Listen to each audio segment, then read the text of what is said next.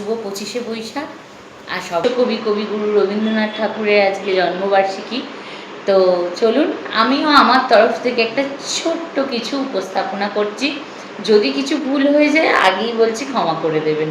আমি কি করছি সেটা আমি কিন্তু শিখিনি, আমি আমার মন থেকে করছি, ঠিক আছে? কবিতাটার নাম হচ্ছে কবি রবীন্দ্রনাথ ঠাকুর।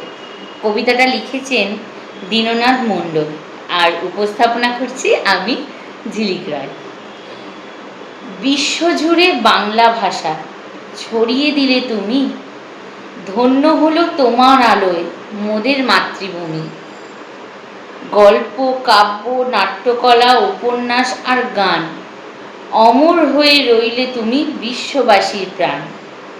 শিশুর হাতে তুলে দিলে লিখে সহজ পাঠ, এই বাঙালির গর্ব তুমি কবি রবীন্দ্রনাথ। নমস্কার।